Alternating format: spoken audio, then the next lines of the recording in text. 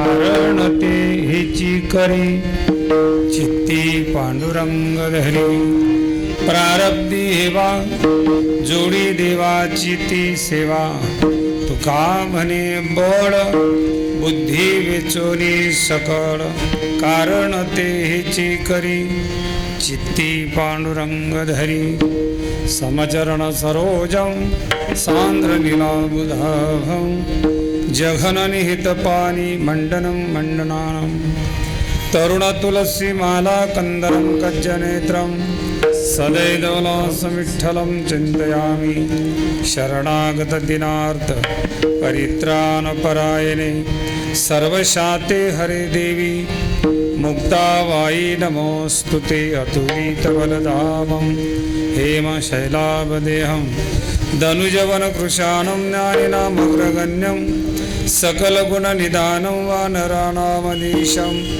रघुपतिप्रियभक्तं वातजातं नमामि महिं न परं ते परमविदीशो यद्यसदृशिः स्तुतिर्ब्रह्मादीनामपि तदवसन्नास्त्वयि गिरा अथा वाचः सर्वा स्वमतिपरिणामावधि गृह्णन् ममापेश स्तोत्रे हरनिर्भवादपरीकरः कथेची सामुग्री देहवसानावरी नको जाऊ दिवभंगा गात्री माझी पांडुरंगा वचन ऐका कमळापती माझी रंकाची विनंती कर जोडितो कथे काढी आपण असावी जवळी मस्तक माझा पायावरी या वारकरी संतांच्या प्रतिवर्षी पंढरपुरा जाती महाद्वारा हरी भेटी नमो ज्ञानेश्वरा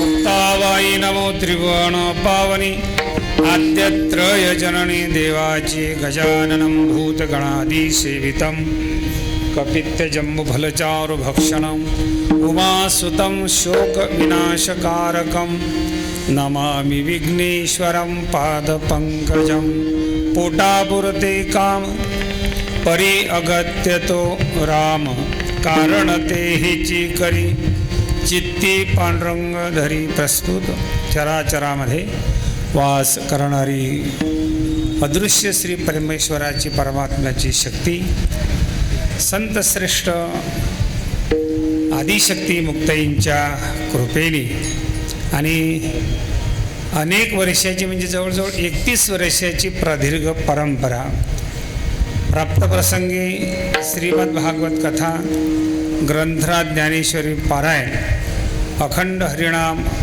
संकीर्तन सप्ताहातील प्राप्तप्रसंगी माझ्या वाटे आलेली सेवा आणि सेवेकरता घेतलेला अभंग संत श्रेष्ठ जगद्गुरु जगदवंदनीय जगद्गुरु तुकोबारांचा 4 चरणाचा मनुष्य जन्माला आलेल्या सर्वांना हा जो देह मिळालेला आहे या देहामध्ये जे परमात्म्याने आपल्याला पूरक सामग्री दिलेली आहे किंवा आपल्याला जे आयुष्य मिळालेलं आहे आपला आयुष्य आपला जन्म आपला देह खऱ्या अर्थाने आपला जन्म धन्य होईल या जन्माचं सार्थक होईल नवे हा मिळालेला जन्म सफल होईल काय केलं म्हणजे मनुष्य जन्म सफल होईल सार्थक होईल धन्य होईल तर आयुष्याचं जन्माचं आणि देहाचं नियोजन जगद्गुरु तुकोबारांकडे आपण शिकवतो नियोजन म्हणजे काय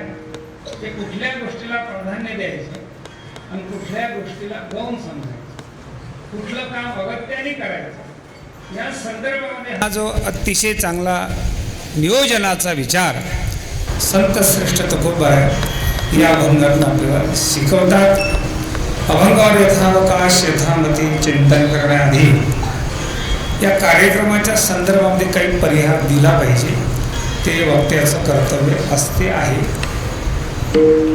आणि परिहाराचा जर विचार आला तर तो तिघांच्या संदर्भामध्ये दिला जात असतो। एक देवाच्या संदर्भामध्ये, संतांच्या संदर्भामध्ये आणि जीवाच्या संदर्भामध्ये।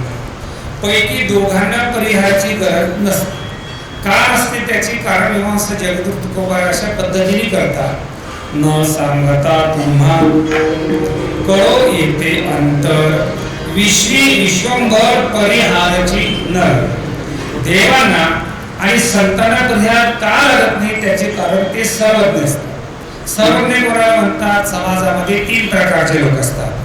एक अज्ञ असतात, काही तज्ञ असतात आणि काही सर्वज्ञ असतात। सर्वज्ञ या शब्दाचा अर्थ आहे मुंगीपासून तर ब्रह्मदेवापर्यंत सगळ्या अनेक जन्माचं मनोगत ज्यांना न सांगता कळते त्यांना सर्वज्ञ असं म्हणतात। आणि संत आणि देव सर्वज्ञ असल्यामुळे न सांगता कळे अंतरीचे गुरु, त्यांना परिहाराची गरज नाही। आणि राहिला प्रश्न तुम्हा आपल्या सर्व जीवांचा, त्यांना परिहाराची गरज आहे। आणि या कार्यक्रमाच्या संदर्भामध्ये देण्याचा प्रसंग झाला तर माझ्यापेक्षा इथं बसलेले श्रोते, बाजूला असलेली गुरुजन टाळकरी मंडळी, मृदंगाचार्य पाठीमाग असलेली सर्वांना हा कार्यक्रम किती वर्षाचा आहे, हा कुठल्या निमित्ताने आहे, या कार्यक्रमाकरता कोणाकोणाचं प्रत्यक्ष असेल वा अप्रत्यक्ष योगदान आहे, हा सर्व विषय तुम्हाला ज्ञात आहे। कुणीही त्या संदर्भामध्ये अनभिज्ञ नाही। मला फार काही सांगता येणार नाही, पण तरी सुद्धा ज्या मंडळींनी हा 31 वर्षाचा प्रवास ऐका, वारकरी संप्रदाय विचार असा स्वीकार आपल्या उपासनेला, उपासना, उपास्य दैवत आणि उपासक, साध्य, साधन आणि साधक ही जी त्रिपुटी आहे, उपासकाला आपण कोणाची उपासना करतो त्या उपासनेचं आणि उपास्याचं ज्ञान असतं। ती उपासना करत असताना उपासकाने, उपास्य देवतेची उपासना करत असताना उपासकाने ती उपासना शास्त्रसंमत, वेद बोधी आणि संतांच्या मनोगताप्रमाणे करा। तुमच्या मनाला पटली म्हणून उपासना करून राहावं असं होत नाही। झालं तरी ते तुम्हाला साध्यापर्यंत पोहोचू शकत नाही। औषध ही डॉक्टरच्या सल्ल्याने घ्या। कोणाच्या? डॉक्टरच्या सल्ल्याने। तशी उपासना उपासकाने संतांच्या मनोगताप्रमाणे, संत जसं सांगतात तसं करा। आपण गणेश उत्सवाच्या निमित्ताने जमलेले आहोत। पहिले या विश्वस्तांना, त्या उत्सव समितीतील सगळ्या जे काही आहेत यामध्ये काम करणारी सगळी मंडळी, मग ते विश्वस्त असतील, पदाधिकारी असतील, अधिकारी असतील, मानकरी असतील, सेवेकरी असतील, त्या सर्वांना धन्यवाद देतो। कशाबद्दल? की आज सांप्रत काळामध्ये, गतिमान युगामध्ये, चंगळवादामध्ये सुद्धा गणपती उत्सवाचं स्वरूप आपण असं ठेवलं आणि ती 31 वर्ष परंपरा सांभाळली, त्याबद्दल आपण खऱ्या अर्थाने धन्यवादास पात्र आहोत। तुकोबाराय तर त्याही पलीकडे बोलतात की ज्यांनी हे सांभाळलं, येणाऱ्या पिढीच्या हाती देत असताना हा विचार, हा वसा, हे व्रत स्वतः स्वीकारून येणाऱ्या पिढीपर्यंत देत असताना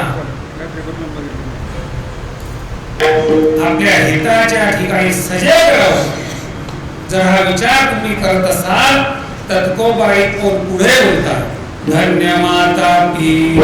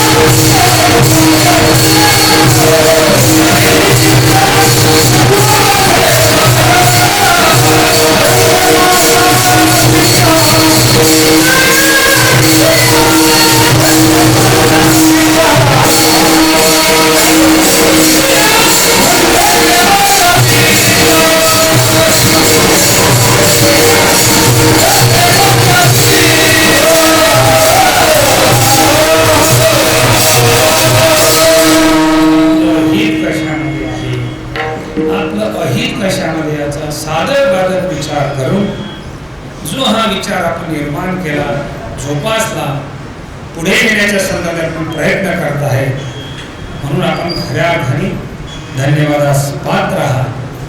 आपण या गणपती उत्सवाच्या निमित्त ग्रंथ ज्ञानेश्वरी पारायण, भागवत कथा आणि कीर्तन. मला दिलीपरावांचा फोन आला, गणपतीच्या उत्सवामध्ये प्रत्येक सेवा पाहिजे. म्हटलं मी काही गणपती उत्सवात दुर्गा उत्सव नवरात्री कीर्तन करत नाही, ते आमचा तो उत्सव वेगळा आहे. पण त्यांनी त्या उत्सवाचं स्वरूप मला सांगितलं. मग म्हटलं मी कारण मला उत्सव म्हटला की तो आनंदाचा भूत आणि सण ज्याच्यामध्ये आनंद प्रगट होतो त्याला उत्सव म्हणतात. पण आनंदाची व्याख्या आपण काय केली आणि आनंदाची व्याख्या संतांना शास्त्रात अपेक्षित अभिप्रेत आहे, हा एक चिंतनाचा वेगळा विषय असल्यामुळे आपण ज्या देवतेच्या निमित्ताने जी उपासना करतो, कुठली आपण देवता जी प्रतिष्ठापना करतो, त्याचा उत्सव करतो, त्या देवतेच्या समोर उपासक आणि उपासना करत असताना काय केलं पाहिजे ऐका. महाराज असं बोलतात, बैसली देवता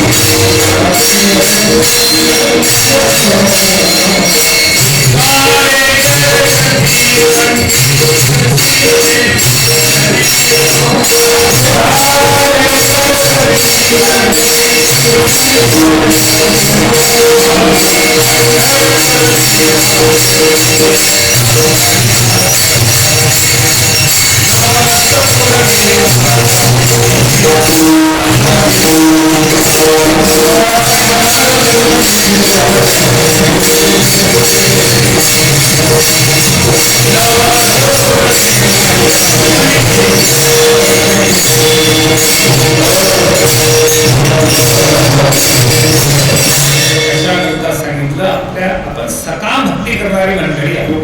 आपल्या इच्छा सिद्धीस जाव्या याकरता ज्या देवतेची आपण उपासना करतो त्याच्या समोर काय झालं पाहिजे आणि जे संतांना अपेक्षित आहे तेच आपण करता म्हणून एवढा खऱ्या अर्थाने आपण इतकं बोलतो. चला, ज्याची उपासना आपण करतो ते महान त्यांच्या संदर्भामध्ये गणपती उपासना आपल्या सनातन वैदिक धर्मामध्ये फार पुरातन आहे, नवे त्याला फार मोठं प्राधान्य आहे.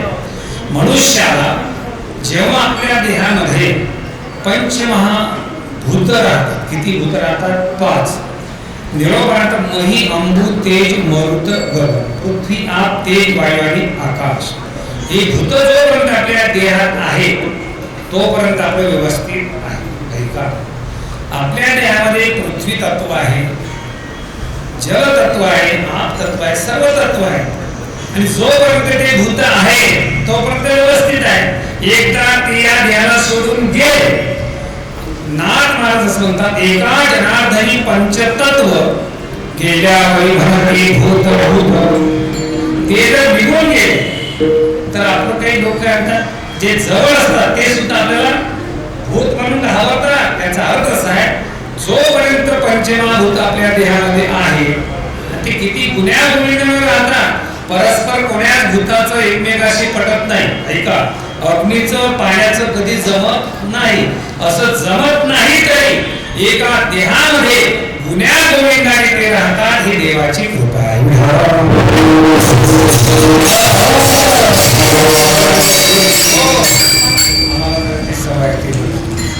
या फळाची परंपरा मला थोडी माहिती आहे, म्हणून ते आलं. कशा बोलत होतो? पंचमहाभूत आपल्या देहामध्ये आहे, पृथ्वी, आप, तेज, वायू, आकाश. तर प्रत्येक भूताची अधिष्ठात्री देवता आहे. पृथ्वीची अधिष्ठात्री देवता गणपती आहे. ओम गणानाथ गणपती, की ज्या गणपतीचं वर्णन सगळ्या संतांनी शास्त्राने केलं. ज्ञानोबारांनी फार सुंदर वर्णन केलं. आपण ग्रंथात ज्ञानेश्वरीचे उपासक आहोत. ओम नमो जी आद्या वेद प्रतिपाद्या जय जय संसोविद्या रूपा देवा तुची गणेश सकलात्मधी प्रकाश. काय ज्ञानोबारांनी अकार उकार मकार या संदर्भामध्ये फार मोठं चिंतन केलं. तर तो आपला विषय कशा करता बघून आलो.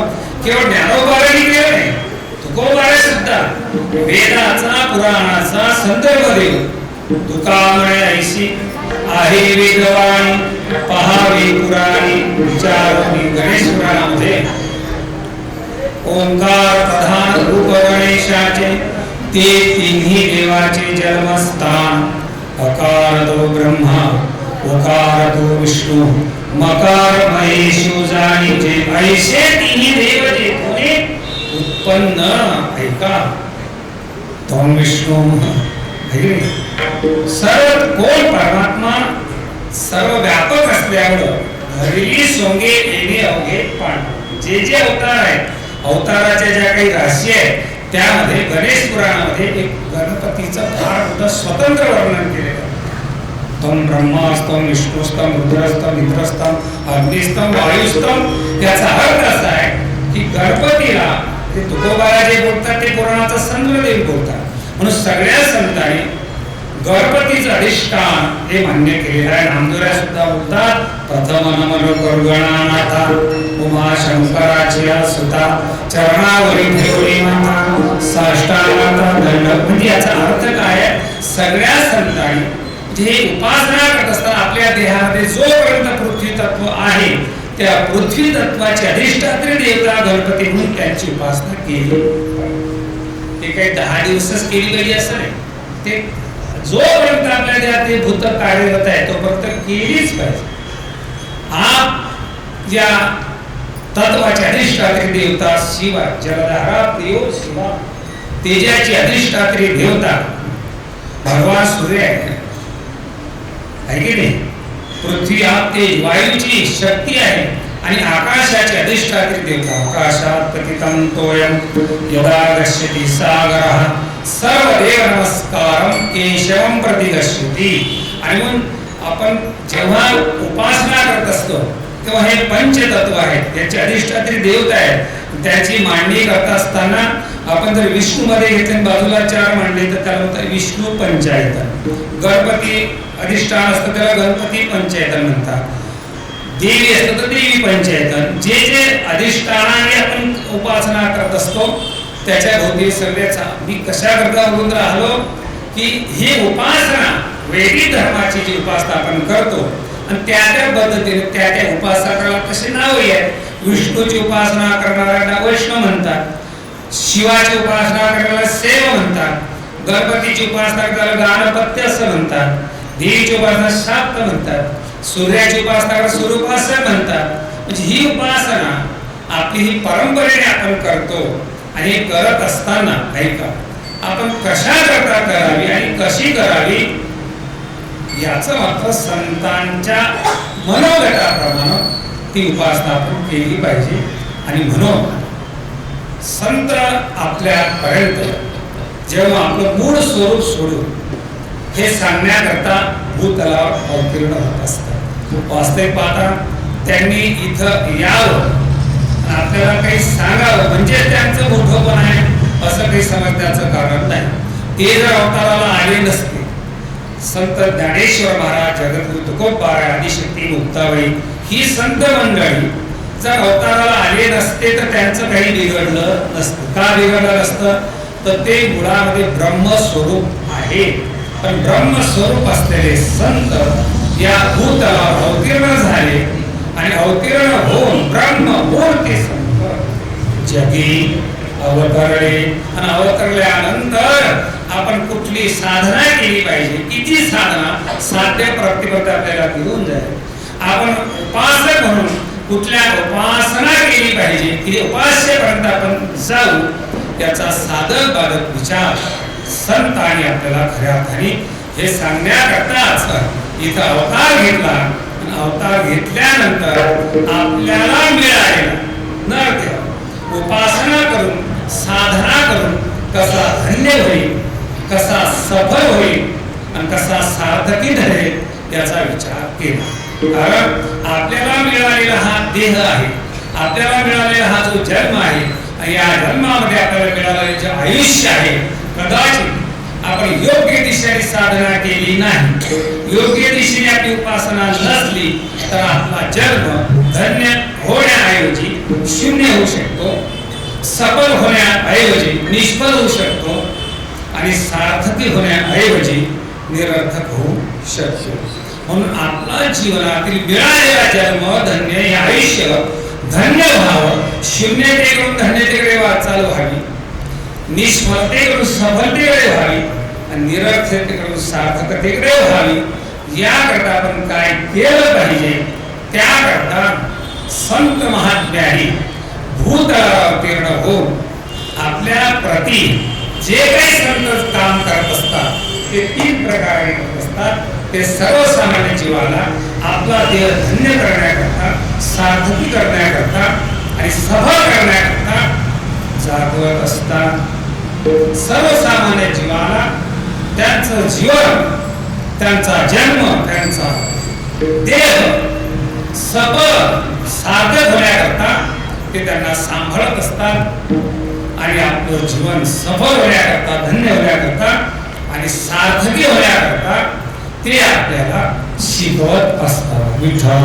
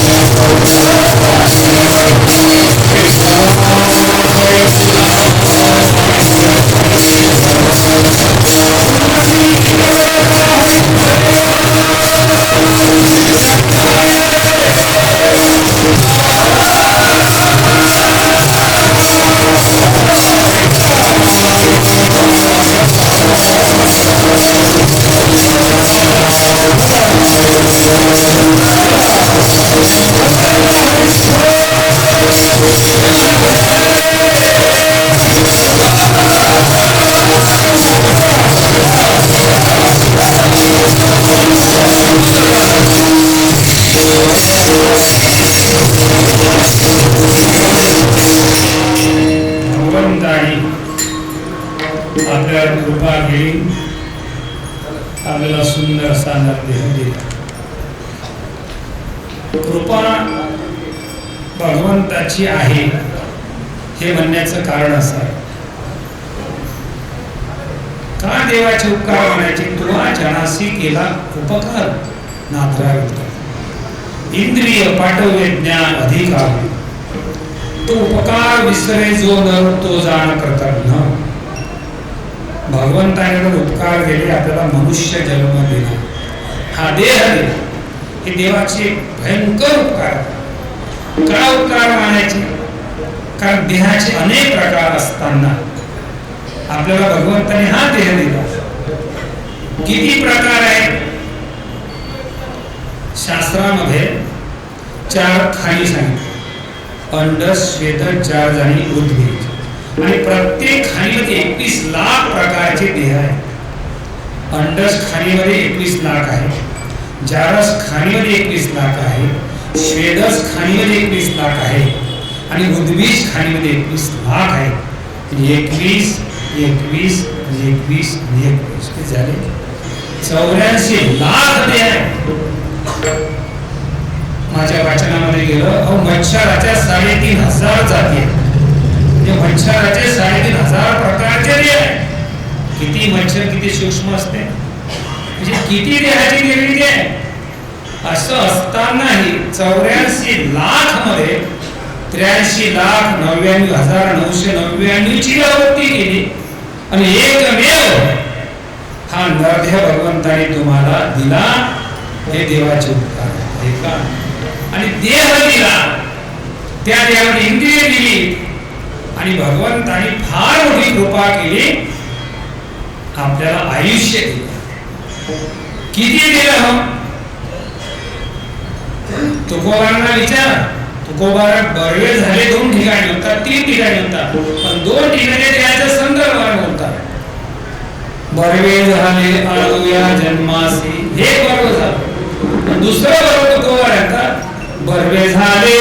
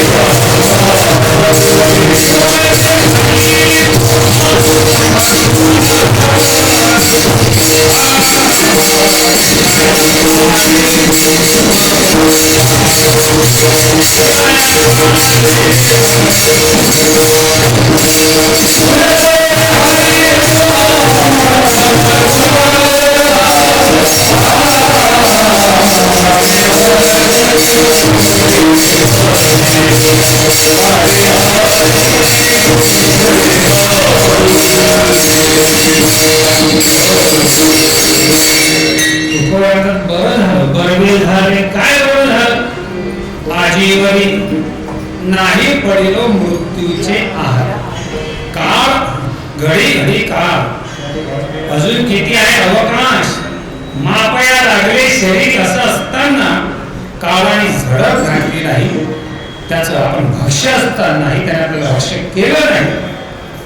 आणि म्हणून वाचून आलो येत म्हणजे या कीर्तनामध्ये बसलेले आहोत तोपर्यंत. दिला या काळी अवकाश, काळाने अवकाश दिला. आपण मृत्यूच्या दाढेमध्ये गेलो नाही आणि म्हणून बरडे झाले. आजीवरी नाही पडिलो मृत्यूचे आहारी, वाचून आलो येथवरी म्हणून उरले ते हरी. तुम्हा समर्पण का दिला या काळी अवकाश. काळाने अवकाश दिला, आपल्याला आयुष्य दिलं आणि ते आयुष्य खऱ्या आणि सार्थकी व्हावं, धन्य व्हावं आणि सफल व्हावं असं वाटत असेल. काय केलं म्हणजे होईल. ऐका, मनुष्याचं जीवन कशाने सार्थकी होईल हे तुकोबारांना विचारा. महाराज स्पष्ट सांगतात, तुका म्हणे जन्माल्याचे सार्थक. कशामध्ये सार्थकता आहे. विठ्ठलाची देखिया. जर हे होत असं तर तुमचा जन्म निरर्थक आहे. निरर्थक असलेला सार्थकी व्हावं त्याच्याकरता काय केलं पाहिजे हे संत सांगतात.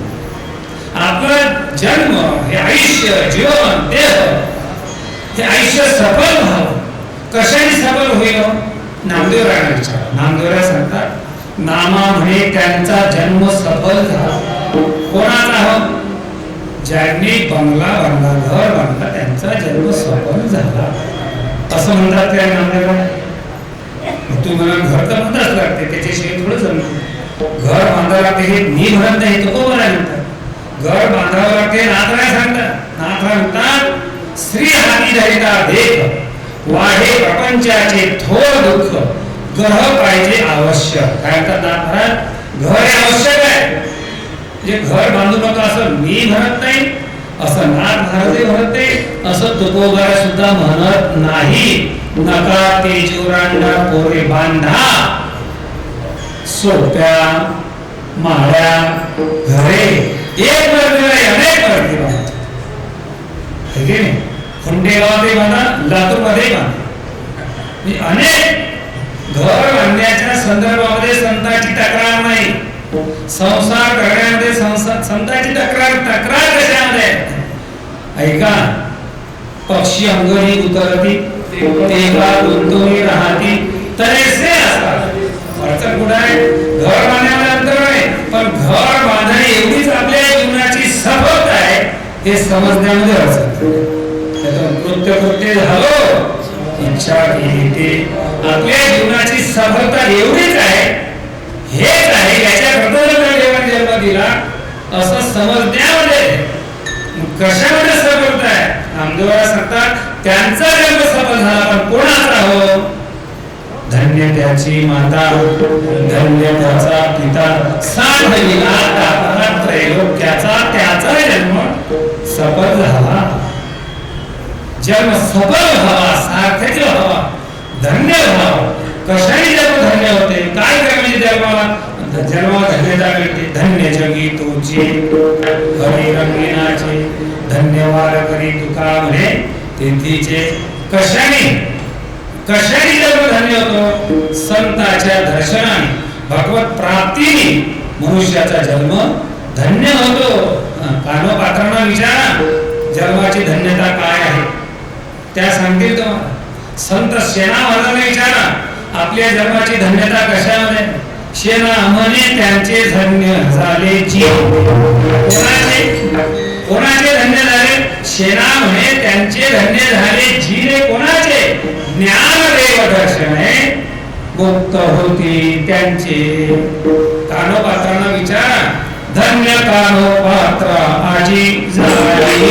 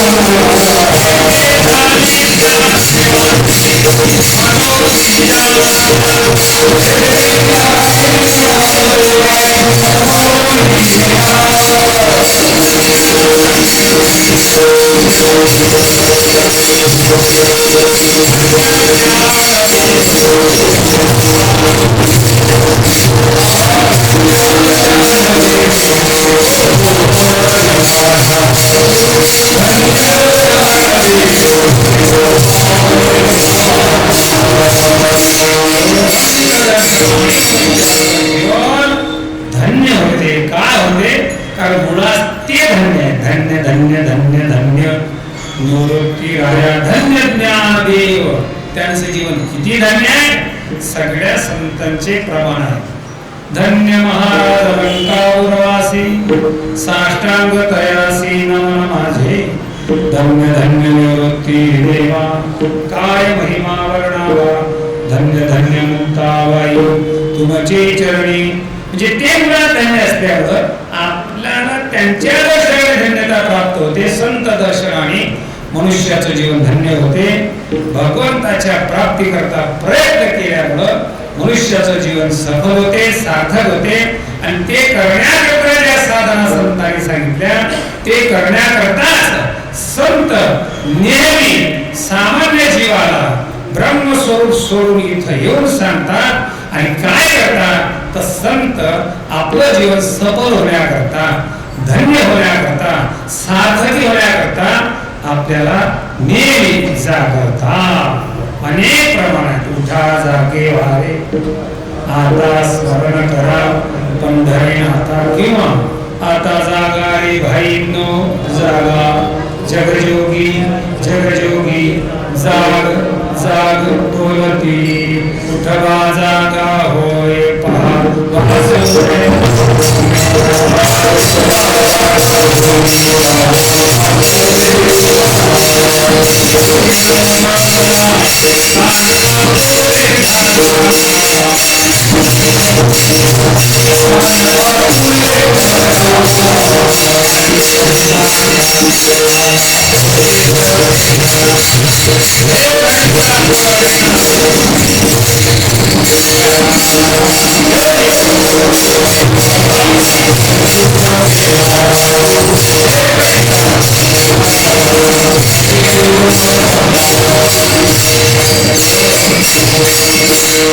प्रमाणाने सिद्ध संत जीवाला हे सगळं होण्याकरता निरंतर जागत असतात.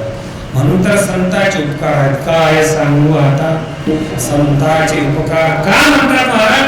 कारण मग निरंतर जागविते संत हे तुम्हा आपल्याला हे सगळं करण्याकरता जागवत असतात. संत जागवतात. आणखी काय करतात?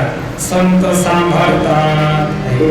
तुम्ही सांभाळले संती सांभाळले सांभाळले सांभाळले म्हणतात. काय सांभाळ करतात? या संसारामध्ये इतकं दुःख असताना किती दुःख आहे ते तुम्हाला नाही. जगत तुकोबाऱ्या होतात ते दुःख एखाद्या दगडाला जर सांगितलं, कोणाला? दगडा, तर त्या दगडाची दोन तुकडे होतील एवढं दुःख. आणि हे दुःखे सांगू किती सगळ संसाराची स्थिती पाषाण जे दगड सुद्धा सहन करू शकत नाही. भयकाव चित्ती भरला असेल. एवढं प्रचंड दुःख असताना ते दुःख सोसून आपण जिवंत राहू हे सगळं करतो. त्याचा अर्थ असा आहे आपल्याला संतांची शिकवण आहे. संत विचाराचे आपण पायिकाव म्हणू म्हणजे त्या संत विचार आणि त्या संतांनी आपल्याला सांभाळलं. संत आपल्याला जागवतात, संत आपल्याला सांभाळतात, संत आपल्याला शिकवतात. सहज बोलणे हित उपदेश करोनी सायास शिकविते शिकविते. काय शिकवतात तो संत? संत काय मला क ख ग स्वर व्यंजन व्याकरण शिकवतात, काही एबीसीडी शिकवतात, की काही पायथागोरसचं प्रमेय शिकवतात. शिकवतात म्हणजे नेमकं काय शिकवतात? तर संत आपल्याला आपलं जीवन ऐका धन्य होण्याकरता, आपलं जीवन सफल होण्याकरता, आपलं जीवन सार्थक होण्याकरता आपल्याला जीवनाचा, आयुष्याचा, जन्माचा विनियोग शिकवतात. काय शिकवतात? विनियोग शिकवतात. विनियोग, एखादी वस्तू तुम्हाला मिळाली, वस्तू मिळवून अजिबात उपयोग नाही. वस्तू मिळवून उपयोग नाही. वस्तू मिळाल्यानंतर त्याचा विनियोग जर कळला तर वस्तू मिळण्यामध्ये धन्यता आहे, वस्तू मिळण्यामध्ये सफलता आहे, वस्तू मिळण्यामध्ये सार्थकता आहे. विनियोग जर समजला नाही, विनियोग कळला, वस्तू मिळाली नाही मिळाली, जेव्हा तेव्हा मिळेल तेव्हा तो कळलेला विनियोग त्याला उपयोग म्हणजे मिळण्यापेक्षा वस्तूचा विनियोग कळण्याकरता जगद्गुरु तुकोबार ऐका आपल्याला आपल्या जीवनाचा, आयुष्याचा, जन्माचा विनियोग शिकवतात. काय विनियोग शिकवतात? संत आपल्या जीवनाचा विनियोग शिकवत असताना या जन्मामध्ये जे जे आपल्याला प्राप्त आहे त्या सर्वांचा विनियोग शिकवतात. संत वेळेचा विनियोग शिकवतात, संत आपल्याला मिळालेल्या धनाचा विनियोग शिकवतात, संत आपल्याला आयुष्याचा विनियोग शिकवतात. धनाचा विनियोग काय शिकवतात संत? कुठल्या मार्गाने धन मिळवावं, कुठं कसं किती खर्च करावं हे संत शिकवतात. हा विनियोगच आहे. कशाचा? कारण तुकोबारा बोलतात ना, ऐका प्रारब्ध वशामध्ये जर आपल्याकडे पैसा असेल, धन असेल, असतेच प्रत्येकाकडे, त्याच्याकरता आपला अभ्यासच असतो. पण मिळालेलं धन कुठं आणि कसं खर्च करावं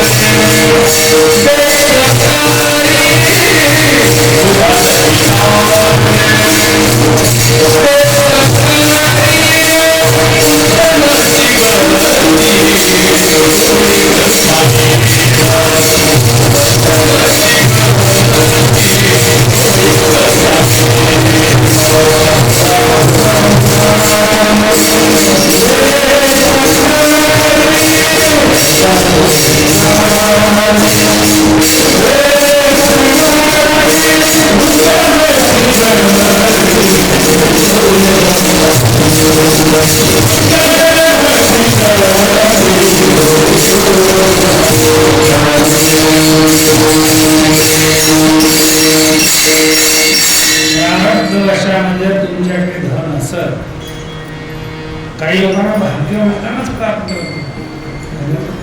प्रारब्धामध्ये अन्न मान धन हे तो प्रारब्धाचा विषय काय प्राप्त होते. काहींना धन मिळते, मिळवण्याचं भाग्य असते पण खर्च करण्याचं नसतं. ज्ञानोबा म्हणतात तळी निदान जोडा वया भाग्य घडेगा धनंजय, पण जोडीने भोगावं उपाय मिळवण्याचं भाग्य असते पण खर्च करण्याचं कुठं करावं याचं ज्ञान. तुमच्याकडे जर पैसे असतील तर त्याच्यावर फार विश्वास ठेवू नका असं ज्ञानोबांचा धरून सांगतो. श्री सुक्तामध्ये सुद्धा असं वर्णन आहे ओम हिरण्मयी लक्ष्मी आवह, म्हणजे हिरणाप्रमाणे ते चंचल आहे की आज तुमच्याकडे तुमच्याकडेच राहील असं कोणी समजू नका.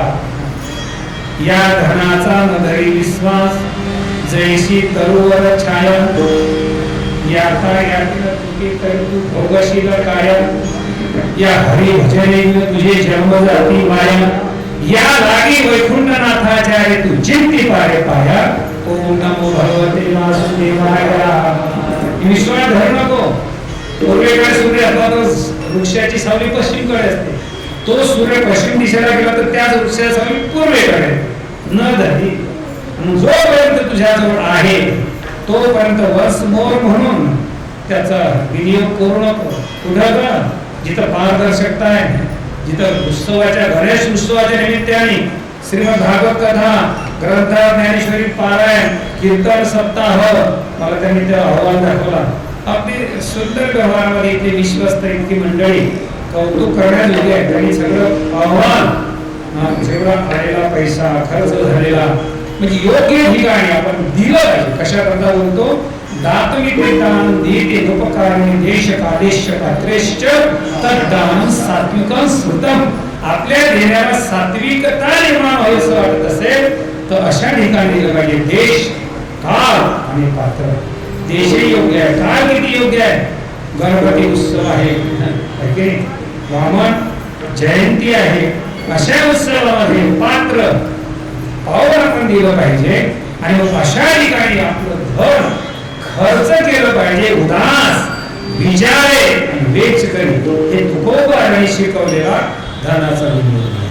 संत तुम्हाला वेळेचा विनियोग शिकवतात. अहो जे वेळ आपल्याला मिळालेली आहे ते काय लोकांचं कोणाचं नाही, माझी वेळ सुद्धा बरेच वेळ माझी स्वतःची वेळ अशी खर्च होते की त्या वेळेमध्ये कधी परमार्थही होत नाही, प्रपंचही होत नाही, पण वेळ निघून जाते. म्हणून आपल्याला मिळालेला समय वेळ किती अमूल्य आहे. ते वाया जाऊ नये असं वाटत असेल तर ज्ञानोबा सांगतात रिकामार्ध घडे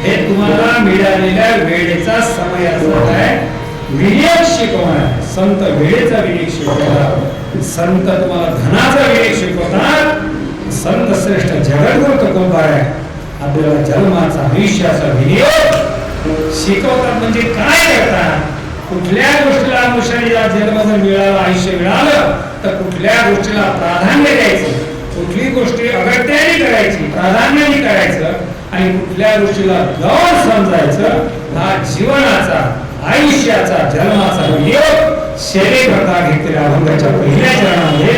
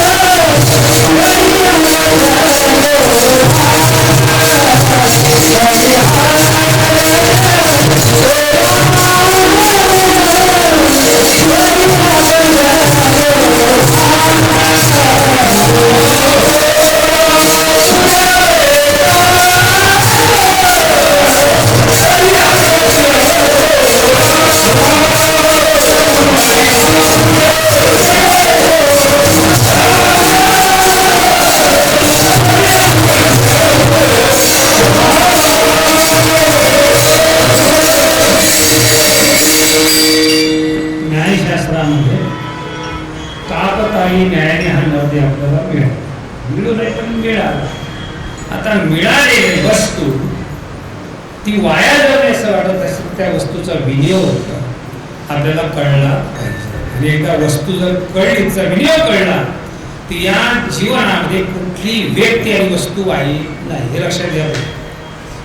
जे फक्त त्याचा विनियोग कळला, त्या वस्तूचा विनियोग कसा करावा हे जर कळलं तर कोणीच वाईट नाही. अहो व्यक्ती सुद्धा कुठलीच वाईट नाही. दुर्योधन जर आपल्या घरचे समोर आला, दुर्योधन कसा आहे, दुर्योधन कसा वाटतंय आपल्याला? दुर्योधन म्हणजे आपल्या समोर प्रतिमा कशी उभी राहते, पण तो दुर्योधन सुद्धा राजसूय यज्ञामध्ये भगवंतानी पांडवांनी राजसूय यज्ञाचं आयोजन केलं. आणि मग मोठं कार्य म्हटलं की सर्वांना सोबत घ्यावं लागतं. मग स्वकीय असलेले कौरवांना सुद्धा सोबत घेतलं. आणि एखाद्या कार्यासिद्धी करता त्याचं विकेंद्रीकरण करणं गरजेचं असतं, तेव्हा ते कार्य चांगल्या प्रकारे सिद्धी जात असते. मग सत्तेचं असो, कार्याचं असो, विकेंद्रीकरण केलं, प्रत्येकाला जबाबदाऱ्या वाटून दिल्या, एवढा मोठा यज्ञ पार पाडायचा आहे. मग प्रत्येकाला थोडक्यामध्ये खाते वाटप केलं, जबाबदारी वाटप करण्याचं काम होतं भगवान श्रीकृष्णावर. भगवंताने आपल्याकडे खातं घेतलं, कुठलं? स्वच्छता खात्याचे मंत्री परमात्मा बनवून गेले. पण ते लाल दिव्याच्या गाडी फिरत नव्हते. काळी धर्मा घरी उच्चिष्ट, स्वतः पत्राळ्या गाड्या, म्हणजे एक खातं आपल्याकडे घेतलं आणि बाकी सगळे महत्वाचे खाते. त्याच्यामध्ये फार मोठी कथा एवढी सांगत नाही, कारण घड्याळ आपली खूप पुढे चालली आणि कीर्तनाची वेळ आपली म्हणजे अलग, म्हणजे आमच्या दृष्टीनं फार वेगळी आहे. 9 ते 11, 11:30. आमच्या इथे 7 ते 9, तसे तर 6 ते 8 आम्ही फळावर कीर्तन करतो, पण फार झालं 7 ते 9. पण 9 ते 11 लोक म्हणतात 11, 11:30 वाजले की कीर्तनात झोप येते. आता इकडे झोपत येतं, आमचे लोक कीर्तनात झोपतात. 9 ते 11 कीर्तन ठेवलं की अर्ध्यापेक्षा जास्त लोक झोपतात. कीर्तनाला झोप येते, झोपेत कीर्तन येते. म्हणून असं होतं. पण आपली इथली म्हणजे सगळे पाहलं जे श्रोते आहेत ते 10, पावणे 11 वाजून राहिले तरी ते असे कसं वाटतं 7च वाजता कीर्तनात लोक आले. आमची तशी परिस्थिती राहणार नाही. चला, कशा मोठी कथा आहे. थोडक्यामध्ये मग खाते वाटप केलं आणि अर्थ खातं दुर्योधनाला दिलं. कुठलं खातं? अर्थ खातं जेव्हा दुर्योधनाला दिलं तेव्हा पांडवाकडच्या सगळ्या लोकांना जर धस्स झालं की एवढं जबाबदारीचं खातं, आता अर्थ खातं म्हणजे काय म्हणतात, ते जर यांच्याकडे दिलं, ते एवढं जबाबदारीचं खातं आहे, म्हणजे योग्य व्यक्तीपर्यंत ते पोहोचतं पाहिजे.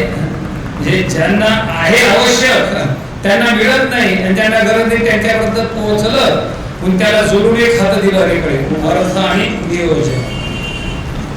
मग असं खातं दिल्यामुळं कौरवांकडच्या सगळ्या स्वकीयांना, त्यांच्याकडच्या लोकांना खूप आनंद झाला की फार मोठं खातं आपल्याला मिळालं. आता पांडवांचं भोखळ पांढरं पडण्याची संधी चालून आली आणि मग त्यांनी त्या दृष्टीनं त्यांना आनंद झाला. पांडवाच्या लोकांना दुःख झालं, एवढं जबाबदारीचं खातं कसं काय भगवंताने दुर्योधनाला दिलं. आणि मग सगळं झाली, सभा संपली आणि सर्व लोक भगवंताच्या शिबिरामध्ये गेले. देवा, तू असं कसं काय केलं हे? आता भगवंताच्या हातात झालं, तुम्हाला फार अडचण असेल तर मग ते खातं काढून घ्या, ते काय सोपं आहे. ते जर आता काढलं तर सरकार पडू शकते. मग आहे आम्ही कृष्णाने सगळ्यांना वचन दिलं आणि मग यज्ञ सुरुवात झाली. आणि जर दुर्योधनाने सगळ्यांना वाटायला सुरुवात केली, जिथं 10 रुपये वाटायचे तिथं 1000 रुपये द्यायचे. वाटून वाटून तो पिवळा झाला. कसल्या भाषेने वाटत होता की पांडवाचं उखळ पांढरं करून टाकायचा होता. या भावने वाटत होता. यज्ञ संपन्न झाला आणि शेवटी सगळे कोठार पाहायला गेले तर परिस्थिती अशी झाली की ज्या कोठारामध्ये पहिले आधी जेवढं होतं त्याच्यापेक्षा अधिक पटीने ते कोठार उसळून वाहत. का वाहत? त्याचं कारण होतं दुर्योधन. ज्या दुर्योधनाला भगवंताने खातं दिलं तो फक्त विचार, कारण दुर्योधनाच्या हातावर अशी हस्तरेषा होती की त्याने जेवढं दिलं त्याच्या अधिक पटीने त्या कोठारामध्ये जाऊन पडायचं. यांनी वाटायचं त्याच्यापेक्षा अधिक परतावा मिळत होता. म्हणजे दुर्योधन वाईट जरी असला पण त्या दुर्योधनाचा विनियोग कुठं आणि कसा करावा हे जर माहीत असलं तर दुर्योधन सुद्धा आमच्या आईसाहेबांच्या पालखी सोहळ्यात गजा नावाचा पोरगा होता, म्हणजे आहे अजूनही. मग तो जरा विचित्रच आहे. तो जर पंक्तीमध्ये जर भाकरी याच्यात आम्ही तर पोळी पाहिजे आणि पोळी असेल ते भाकरी पाहिजे. मग मी त्याचा जरा लाड करतो किंवा चला खूप जेवतो तो, म्हणजे जवळ 7-8 भाकरी खाऊन टाकतो आणि एका वेळेस खातो, अशा 3 वेळ जेवतो. मध्येच कोणाला जेवण लागतो. मग त्याची व्यवस्था आणि मग ते आमचे सहकारी म्हणतात काय महाराज तुम्ही त्याचा काय लाड करता एवढा म्हणा. म्हटलं तो कामाचा आहे. हा काय कामाचा आहे म्हटलं तोच कामाचा. म्हणजे मुक्ताईनगर ते पंढरपूर आणि पंढरपूर ते मुक्ताईनगर जवळजवळ 600-650 किलोमीटर, 600 किलोमीटर अंतर आहे. जाणे आणि येणे 1200 किलोमीटर आणि जवळजवळ 65 दिवस लागतात मग जाणे येणे. म्हणजे 2 महिने 1200 किलोमीटर. स्पीकरची गाडी गजाशिवाय कोणीच जोडू शकत नाही. मला फक्त गजा जोडू शकते. म्हणजे गजाचा वापर कुठं आणि कसा करावा हे जर त्याचा विनियोग जो मला कळला तर या जगामध्ये तुमचा गजा वाईट नाही, कुठली व्यक्ती वाईट नाही आणि कुठली वस्तू वाईट नाही. तर कळलं पाहिजे त्याचा विनियोग. आणि म्हणून वस्तू मिळण्यापेक्षा विनियोग करणं जर महत्वाचं असेल तर एवढी अमूल्य अशी वस्तू जीवनरूपी वस्तू भगवंताने आपल्याला दिली. त्याचा विनियोग कसा करायचा ते तुकोबारे सांगतात. कुठल्या गोष्टीला प्राधान्य द्यायचं, अगत्य कुठल्या गोष्टीला, अगत्य तो राम. ज्यामुळे जीवनाचा जन्माचा काय होईल, जन्माची सफलता होईल, सार्थकता होईल, धन्यता होईल, त्याला प्राधान्य द्यायचं.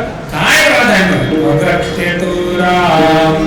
जीवनामध्ये अगत्य आणि भगवत प्राप्ती करता ठासाने प्रयत्न करा, ते अगत्याचं आहे. मग का परमार्थ करा, भगवंताला प्राप्त करण्याचा प्रयत्न करा. मग हे पोट आहे ना, ही आहे ना, संसार आहे.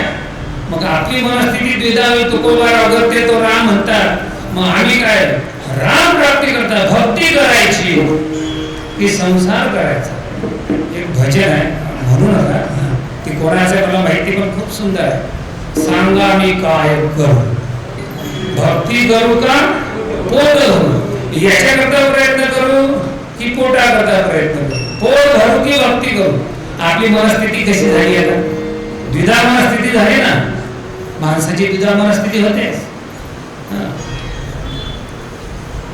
ते काय म्हणतात तुमच्याकडे त्याला, चीज चुंदरी काय म्हणतात.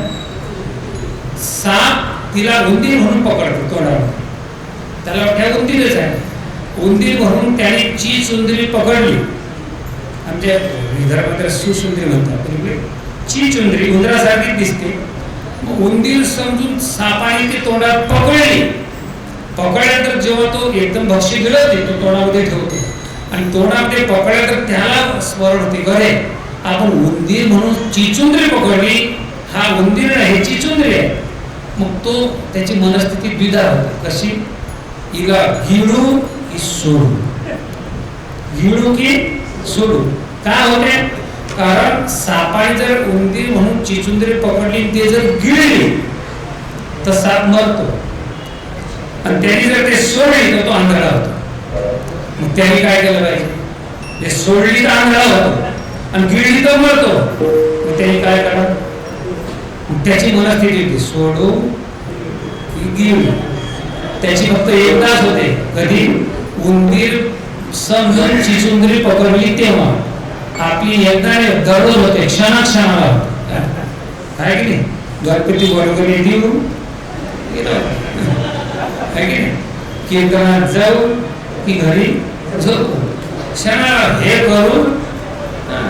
सांगा मी काय करू, भक्ती करू का पोट भरू. म्हणजे नेमकं काय करू. तुकोबारात अगत्य तो राम, राम अगत्य आहे.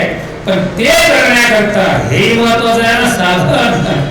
मग त्याच्याकरता थोडा अट्टास आहे. महाराज म्हणतात वितभर पोट त्याचा केवढा दोभाट. ती मराला सुद्धा आपल्या मुलाला पाण्यामध्ये झोका देताना बोलते, या पोटा कारणे रे काय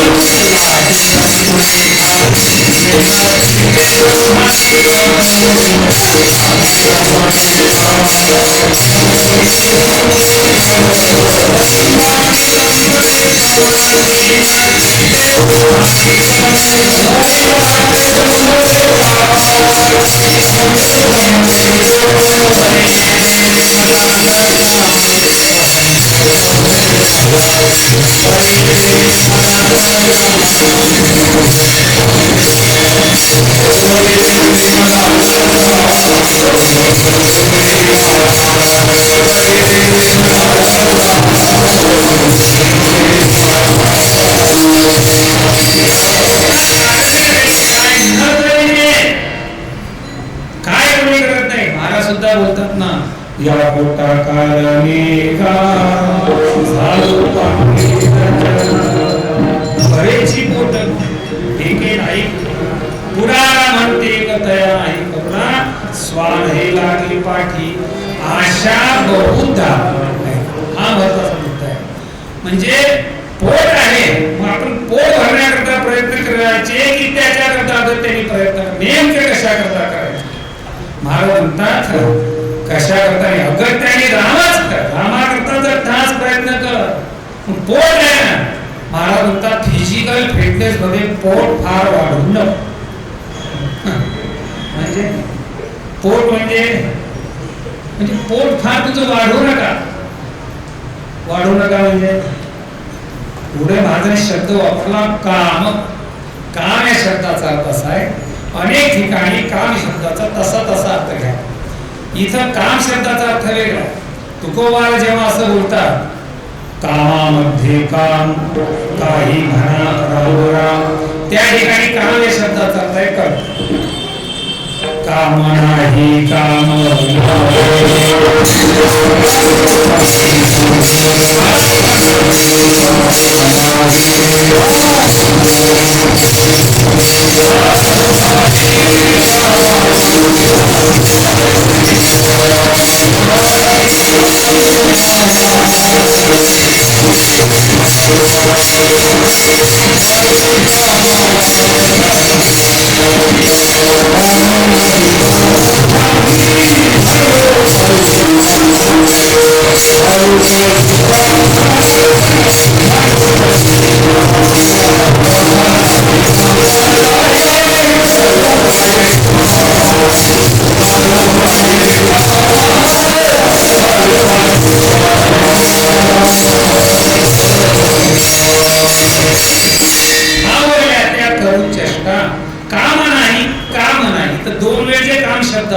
पहिला काम या शब्दाचा अर्थ वेगळा, दुसऱ्या कामाचा वेगळा. पहिला काम हा शब्द प्राप्तव्य दृष्टीने घ्यायचा, दुसरा काम हा शब्द कर्तव्य, कर्तव्य आणि प्राप्तव्य कामच शब्द. म्हणजे प्रत्येक ठिकाणी जो काम शब्द तुकोबाने वापरला तो त्या ठिकाणी तसा त्याचा अर्थ. या ठिकाणी काम या शब्दाचा अर्थ आशा बहु दारू. काम या शब्दाचा अर्थ आहे आशा, तृष्णा ऐका आणि इच्छा. म्हणजे आपल्या इच्छा, तृष्णा, आशा फार वाढू नका.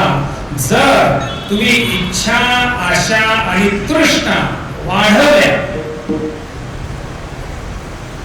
करशी देवावीन आस, वाढवायचे असेल तर अगत्याने याच्या करता अवघी होईल निराश.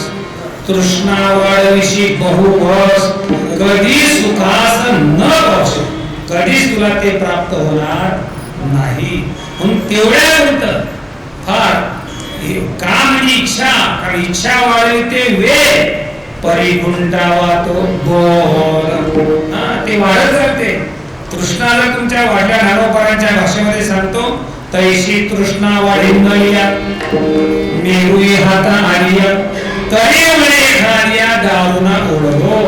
ज्ञानोबराची प्रतिभा शक्ती आहे. तुम्हाला सोनं पर्वत जरी दिला, सोन्याचा पर्वत दिला तरी तुमची तृष्णा एकदा का वाढली तर सोन्याचा एक पर्वत दिला तर तुम्हाला अजिंठा दिला, सातपुडा तसाच आहे.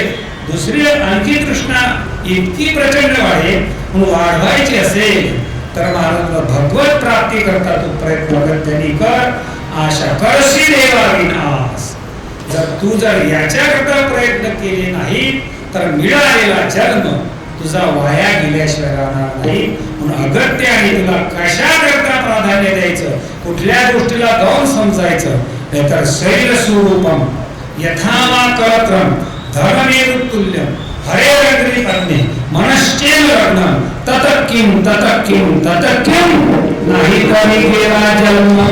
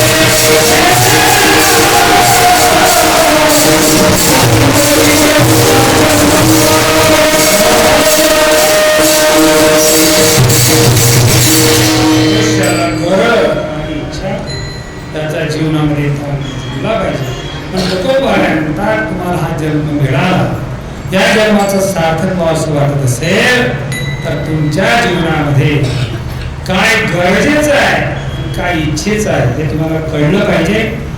अतिशय अत्यावश्यक आहे. कशाची गरज आहे जीवनामध्ये? पोट तर आहे पण ते तेवढं पोटावरते तरी अगत्य तो राम भगवत प्राप्ती करता अट्टहास प्रयत्न आणि अगत्याने तू काम कर. त्याच्या करताच प्रयत्न करत असताना खऱ्या अर्थाने तुला जर करायचं असेल अभंगाच्या दुसऱ्या चरणात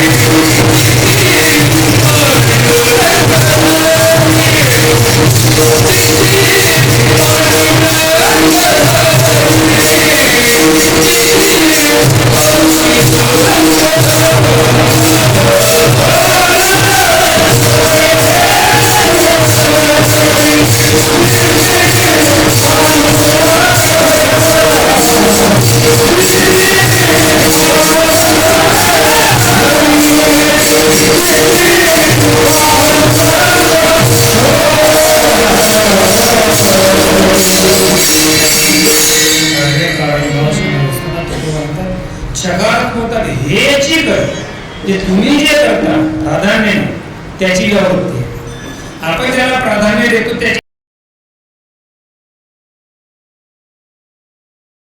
व्यावृत्ती करून महाराष्ट्रात कारण ते हेची करेल. कारण तुम्हाला मिळालेला नरदेह आता मिळाला पुन्हा मिळणार नाही. ऐका, आता मागवता येईल फेर आहे तो न घडे न घडे या नगर म्हणे तुका बंधू भाव जरा ओळखी नाही तरी जा अगोरागा. हे तुम्हाला कळलं काय? ज्ञानोबा बोलतात वाडा सायासे मनुष्य या पुरुषार्थ तुमचा वाया जाऊ नये म्हणून काया वाचा म्हणे कोणी मुरारी बघावा. अगर त्याने हेची करी हेच करा. तुम्ही ज्याला प्राधान्य देता त्याची व्यावृत्ती आहे. काया वाचा म्हणे कोणी मुरारी बघावा. व्रते एकादशी करून पर्वकथा करावा. ओम नमो भगवते वासुदेवाय. हेची करी म्हणजे तुम्ही जे प्राधान्याने करता, अगत्याने करता, प्रयत्नाने पराकाष्ठेने करता त्याची व्यावृत्ती करून कशा करता आरंता चित्ती पांडुंग धरी परमात्मा चित्तामध्ये धारण करण्याकरता प्रयत्न कर. त्याच्याकरता टास कर. नवे तेच कर. हे चिकरी म्हणजे हेच कर. का तुकोबा इतकं चढारात्मक दाब देऊन बोलता तेची करी किंवा हेची करी चवर खान म्हणतात. याच्यावर व्यावृत्ती करून बोलणार तुकोबारांचं असं का बोलतात. पांडुरंग तर प्रत्येकाच्या चित्तामध्ये आहेच. धारण करण्याकरता चक्रात्मक व्यावृत्ती करून बोलतात कसे काय? प्रत्येकाच्या चित्तामध्ये पांडुरंग परमात्मा आहे. सर्व घटी राम आहेत ना. मग धारण करण्याकरता प्रयत्न करण्याचा टस का तुकोबारांचा? तुकोबारांचा प्रत्येकाच्या अंतःकरणामध्ये परमात्मा आहेच. चित्ती पांडुरंग धरी धारण आहे. जाऊन धरण्याकरता काय प्रयत्न करायचे? महाराज म्हणतात आहे म्हणूनच तर आपण हे सगळं करतो. चित्तात आहे पांडुरंग परमात्मा म्हणूनच तर आपण वारीला जातो. धडपड करून पिशव्या भरून आपण निघतोच ना. गेल्या मठात पिशव्या ठेवून देतो. पहिले चंद्रभागेवर जातो. दर्शनाच्या बारीमध्ये लागतो. घरून आणलेला काय असेल ते आपण तसंच ठेवतो. त्याच्याकडे पाहतही नाही. का? आपल्या चित्तात परमात्मा आहे म्हणून ज्या गोष्टी होतात म्हणून आपण बारीला लागतो. म्हणून आपण तिथून सगळ्या फिरत सगळ्या तुमचे गोपाल गोकुंत बारी होती या वारीला. तरी आपण त्याच्यामध्ये लागतोच. चित्तात पांडुरंग परमात्मा आहे म्हणून आपण दर्शनाच्या बारीमध्ये लागून पुढे चालतो. चंद्रभागावरती कानोपात्रेच्या झाडापर्यंत येतो. तिथून सगळं ते गाडीचा गणपती अंबाबाई गरुड खानाला मिठी मारतो.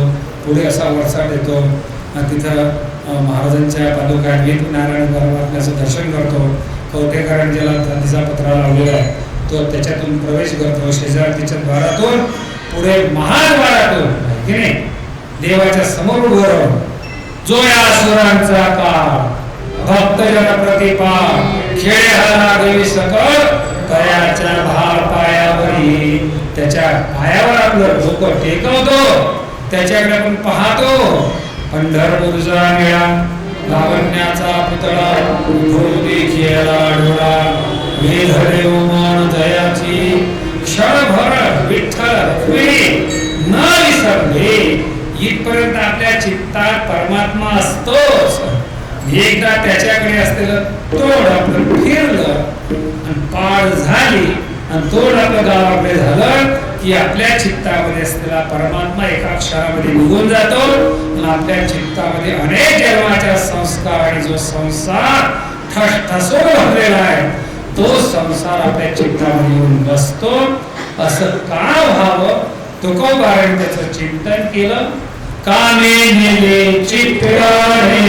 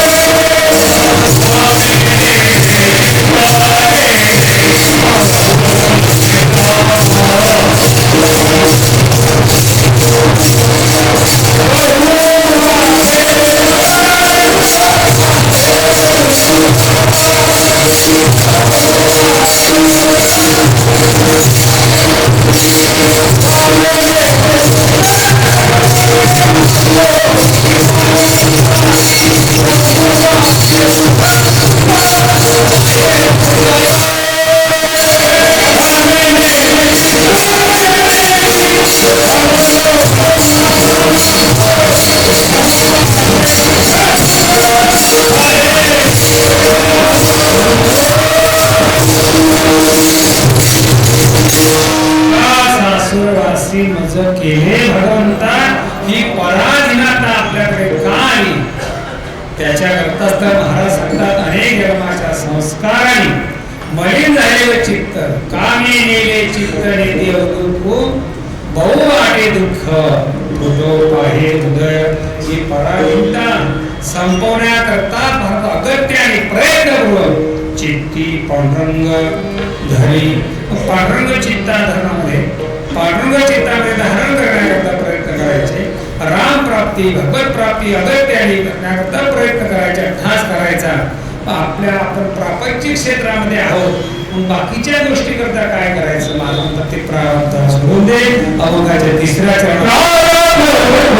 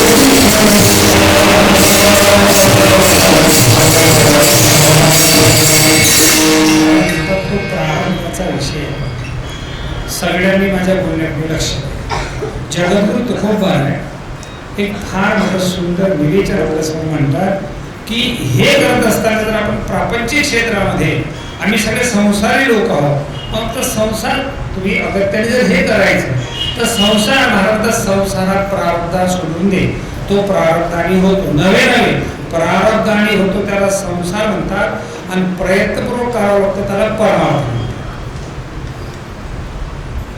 तुमच्या प्रारब्धामध्ये जेवढा आहे तेवढं तुम्हाला मिळणारच आहे ती कोणी तुमचं हिरवून घेणार नाही आणि अधिक त्याच्यामध्ये कोणी घालणार अन्न मान धन येतो प्रारब्ध आधी ऐका आपण नंतर जन्माला येतो पहिले आपलं प्रारब्ध तयार होते पंचेत आणि लिखनते गर्भस्थ तेव देहिना आपण आईच्या गर्भात असताना 5 गोष्टी ठरलेल्या असतात जन्म मृत्यू आयुष्य वित्त आणि ज्ञान पंचेत आणि लिखनते गर्भात असतं तेव आपण आईच्या गर्भात असतो आपण उशिरा येतो पहिले आपलं प्रारब्ध तयार होते त्याच्या आधी आपलं जीवन असते म्हणून आपल्याला सगळं प्रारब्धाने मिळते प्रपंचामध्ये जे मिळते ते आपल्या प्रारब्धाने मिळत असते प्रपंच हा प्रारब्धाने होत असतो आणि परमार्थ प्रयत्नपूर्वक करावा लागतो आता आपली फसगत कुठं झाली माझा मीच झालो शत्रू आपण काय केलं कुठं बसतो आपण जो प्रपंच प्रारब्धाच्या अधीन आहे प्रारब्धाने होतो तो आपण प्रयत्नपूर्वक चालवला असं मी म्हणत नाही असं ज्ञानोबा म्हणतात सायासे करसी प्रपंच हरिशीन भजेसी प्रयत्नाने करतो त्याच्याकरता तो करत नाही. जो प्रपंच जो संसार प्रारब्धाने होतो तो प्रयत्नाने करतो आणि जो परमार्थ प्रयत्नाने करावा लागतो तो प्रारब्ध सोडून देतो. कसा का चला कीर्तनाला गणपती मंडळाने यावर्षी 31 वर्षापासून उपक्रम आहे ज्ञानेश्वरी पारायण भागवत कीर्तन. चला कीर्तनाला. ते आमच्या भाग्यात नाही, ते गोपाल भोजा भाग्यात आहे. लोक म्हणतात ते आमच्या प्रारब्धात नाही. हो बर चला वाईला पंढरपूरला, ते आमच्या प्रारब्धात नाही. बर चला एवढा मोठा पारदर्शी व्यवहार आहे तिथं काहीतरी पंगत द्या, काहीतरी दान धर्म करा तिथं, ते आमच्या प्रारब्धात नाही. तुमच्या प्रारब्धात दान नाही, तुमच्या प्रारब्धात वारी नाही, तुमच्या प्रारब्धात भक्ती नाही. मग तुमच्या प्रारब्धात काय? जे प्रयत्नाने करायचं ते आपण प्रारब्धाला सोडून देतो, जे प्रारब्धाने होणार ते प्रयत्न करतो. महाराज इथं गजगज झाली तुझी. तुला जर जीवनामध्ये काय अगत्याने करायचं, व्हिडिओ करत असताना जीवनाचा कसा करायचा, अरे तो प्रारब्धाला सोडून देतो. प्रारब्धाने होतच असतो पण प्रयत्नाने करावा लागतो. त्याला परमार्थ म्हणतात. जर राम अगत्याने तुला प्राप्त करून घ्यायचं असेल, चित्तामध्ये जर परमात्मा धारण करायचं असेल तर त्यांच्यापर्यंत जाण्याकरता दरवाजा आहे की नाही. घरात रिकामी दाराची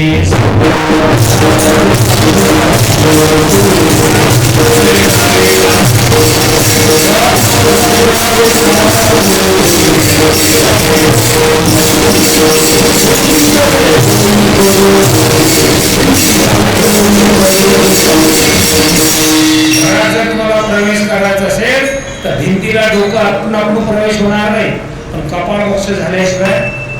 घरात जायचं असेल तर कुठून जायचं? घरात रिगावे दाराची सोयी भिंती सवे डोळी फोडू नये. तसं परमात्म्याकडे जाण्याकरता दरवाजातून जायचं. मग दार कुठलं आहे? तद्विद्धी प्रणिपातेन परिप्रश्नेन सेवया. या पदा ज्ञानोबा म्हणतात सेवा हाची दारवंठा. देवाकडे जाणारा दरवाजा कुठला असलं तर तो आहे सेवा. सेवा करण्याकरता प्रयत्न कर. सेवा प्राप्त होण्याकरता अगत्याने अर्थाने तू प्रयत्न कर. जोडी देवाची ती सेवा. सेवेच्या माध्यमातून तुझ्या चित्ताची प्रसन्नता होऊन चित्तामध्ये परमात्मा धारण करून परमात्म्याच्या प्राप्ती करता तुला प्रयत्न करावे लागतील. आणि जर भगवंताने हे प्राप्त करण्याकरता जर तुला खऱ्या अर्थाने नरदे दिला असत, त्या नरद्यामध्ये इंद्रिय दिली असती, इंद्रियामध्ये पाटवी शक्ती दिली असत, नवे तुला नरद्यामध्ये अधिकार दिला असत आणि ज्ञान दिलं असत तर तुवा जनासी केला उपकार. इंद्रिय पाठवे ज्ञान अधिकार हे सगळं जर तुला परमात्म्याने दिलं असत तर तू त्या सर्वाचा विनियोग तुला परमात्म्याने दिलेलं बळ आणि तुला परमात्म्याने दिलेली बुद्धी त्याचा वापर करून तुका म्हणे बळ बुद्धी तुका